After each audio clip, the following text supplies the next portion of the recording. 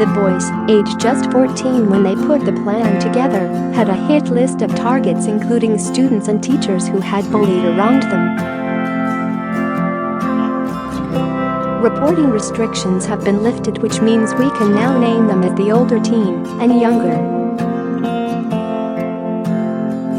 The first page of a chilling diary recovered from the home of Willie read, "Sorry if this is found, I have committed one of the worst atrocities in British history, or I killed myself." Police also discovered an arsenal of screws, flammable fluid and boards at his hideout. Today, Boland was given a 10-year prison sentence and Willie was jailed for 12 years. As well as professing his love of murderers in the book, Willie also drew a picture of what prosecutors described as the perfect school shooter. During a trial at Leeds Crown Court, prosecutors told how the pair were pupils at a school in North Allerton, North Yorkshire, in 2017. They had hero-worshipped Dylan Klebold and Eric Harris, two teenagers who took up arms and killed 13 people in 1999 at the Columbine High School in Colorado. Jurors were told how the plans that the two put together went beyond the realms of fantasy as they downloaded bomb-making manuals, looked into purchasing weapons and warned friends of what was to come. Willie, who has been described as the leader and main instigator, discussed his motivations for the attack in a diary which laid out what was later described as his twisted ideology.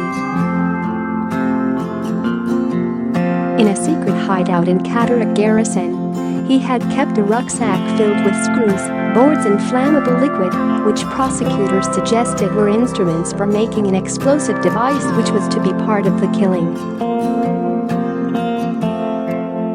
Prosecutors told how Willie had also warned his then-girlfriend that he wanted to murder her parents so that he could run away with her and become a natural-born killer.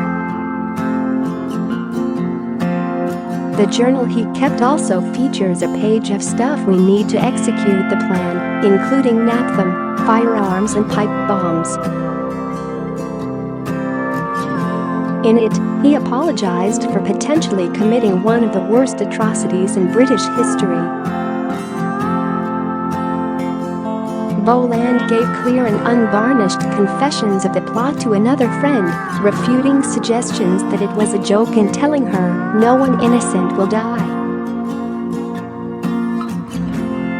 "We promise." When his co-conspirator lost interest in carrying out the plot, Willie described him to her girlfriend as his Dylan Klebold and repeatedly asked her to access her father's shotguns. In evidence, the girl's mother said, "He's devious and primitive and had quite a lot of power and control over what, at the time, was our vulnerable daughter." Both were interviewed by North Yorkshire police, who later accepted that they did not meet those standards that are expected in the way they dealt with the boys. Leeds Crown Court heard how Willie had started researching the Columbine massacre again within minutes of the officers leaving, despite having denied plans for the attack.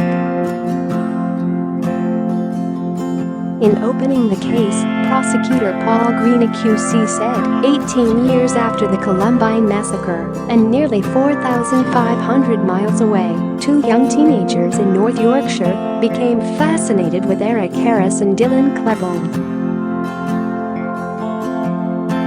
They intended a reenactment of the Columbine High School massacre, although fortunately, in the result, they were stopped before their plans were put into action.